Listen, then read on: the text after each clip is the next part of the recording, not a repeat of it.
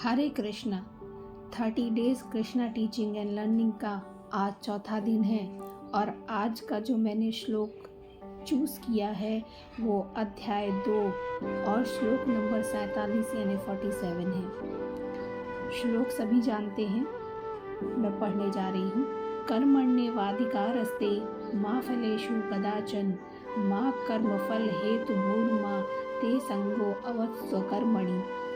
अर्थात तुम्हें अपना कर्म करने का अधिकार है, यानी अपना कर्तव्य करने का अधिकार है, किंतु कर्म के फलों के तुम अधिकारी नहीं हो।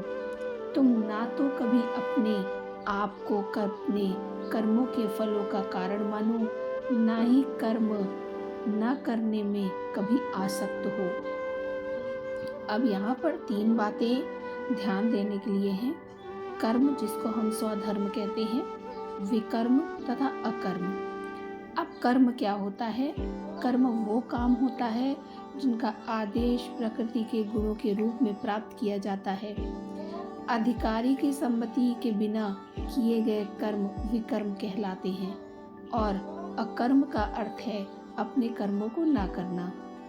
तो यहाँ पर भगवान अर्जुन को यह उपदेश दे रहे हैं कि वो निष्क्रिय ना हो, अपितु फल के प्रति आसक्त हुए बिना अपना कर्म करे। कर्म फल के प्रति आसक्त रहने वाला भी कर्म का कारण है। इस तरह वह ऐसे कर्म फलों को भोगता होता है।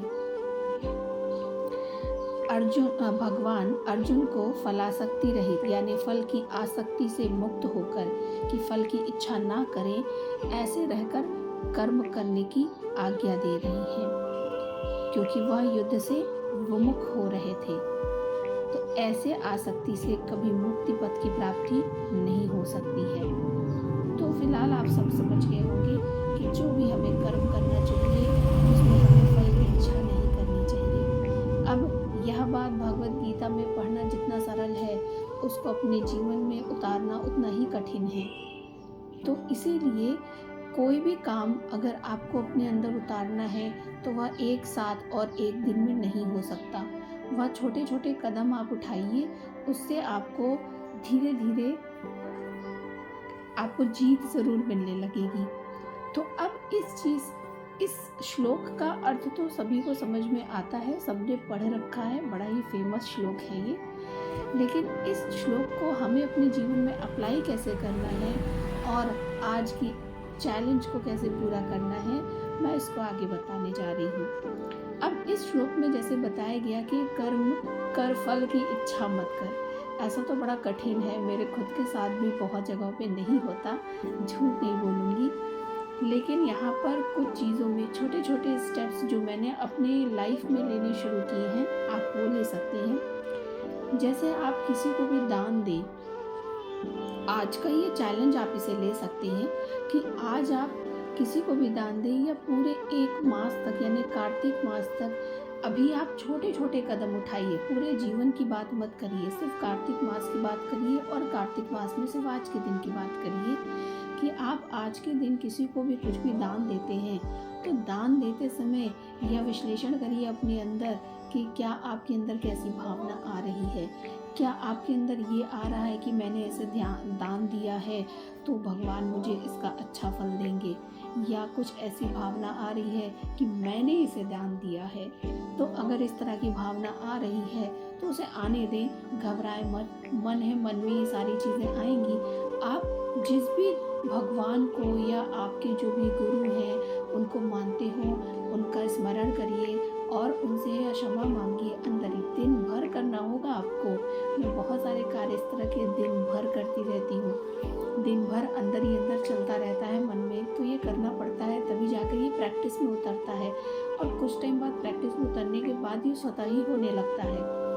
तो आप उनसे क्षमा मांगिए कि मैं इस कर्म का फल भोगना नहीं चाहता, यह जो भी मैं दान कर रहा हूँ या मैं आपकी कृपा से कर रहा हूँ, आप इसका जो भी अच्छा समझिए वैसा करिए।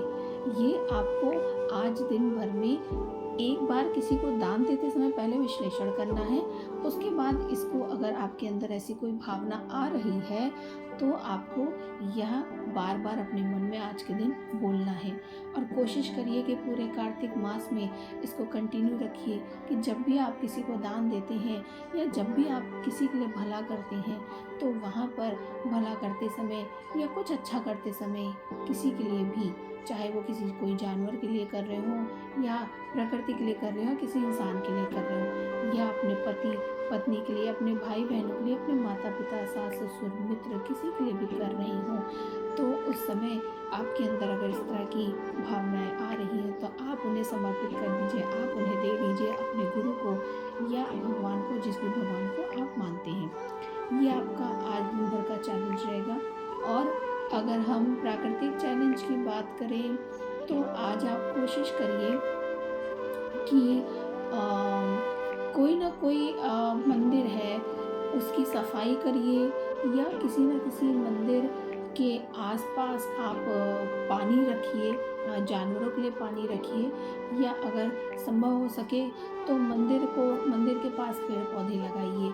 मंदिर की सफाई करना, मंदिर को साफ करना, मंदिर के पास में पेड़ पौधे लगाना, ये सब बड़ा अच्छा काम है।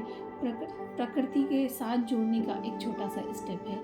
तो आज का यह 30 days Krishna teaching and learnings का चौथा दिन का चैलेंज है। मुझे आशा है कि आप सभी इसे पूरा करेंगे। हरे कृष्णा।